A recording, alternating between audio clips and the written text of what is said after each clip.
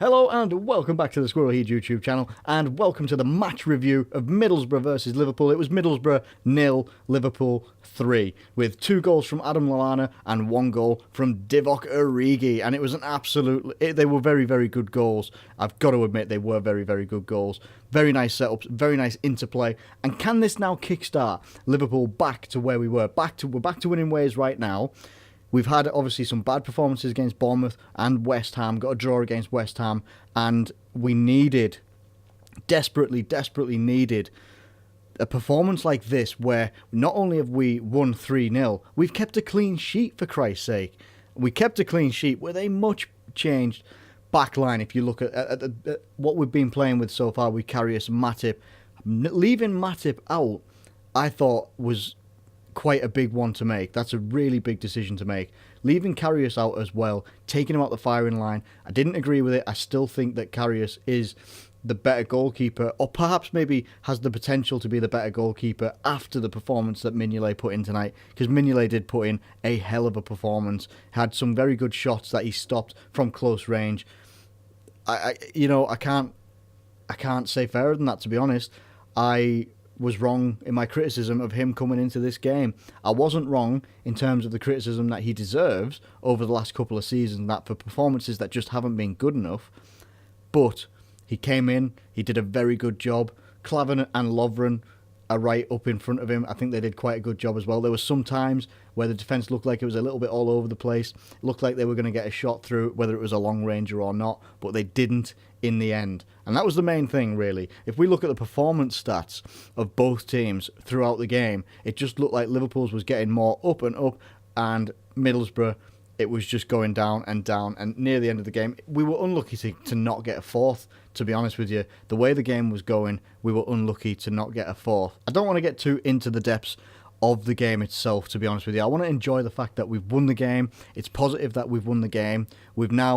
We're still keeping in touch with Arsenal. Chelsea won this evening, though, which is a bit of a bummer, but it's good for them. They've won, and they are now starting to separate themselves a little bit from Arsenal and us. But we keep pace. We keep ourselves right up there, and that is the main thing right now. Some teams are going to have these little blips here and there. Chelsea may have had theirs early on when they didn't have their formation and their players playing exactly how they wanted to. Now that they have that, they seem to be playing pretty comfortably.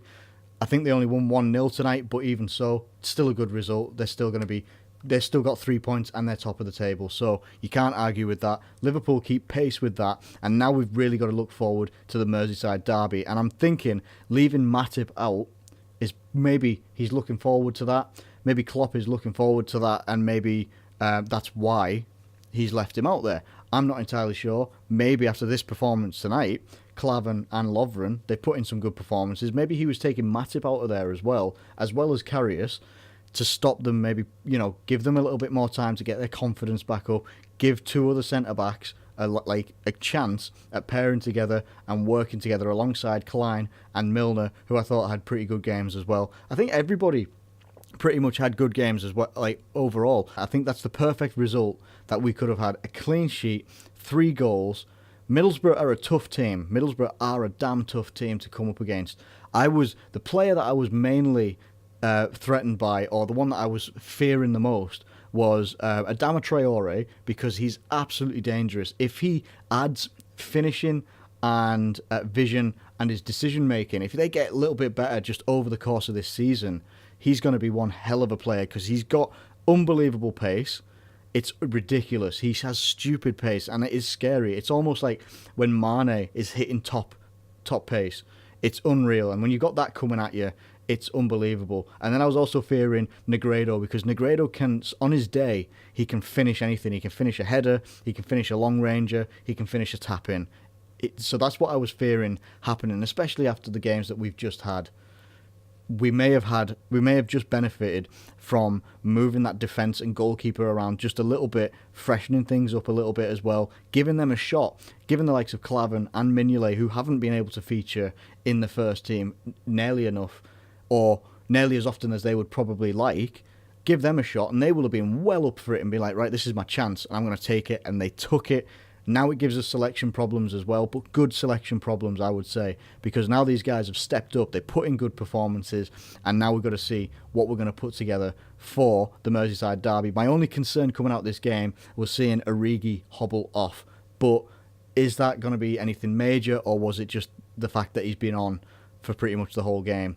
I'm not entirely sure. I'm very happy for Liverpool, very happy for all the players that were involved tonight, especially even the young ones. Alexander-Arnold's coming in at 91 minutes and Ejaria coming in, I think, about 85 minutes.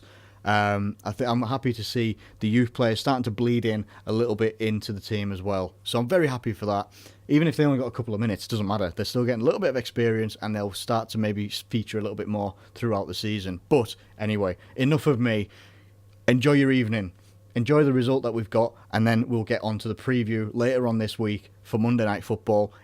We are taking on Everton, and after the performance that Everton have just put on against Arsenal as well the other night, which was unbelievable.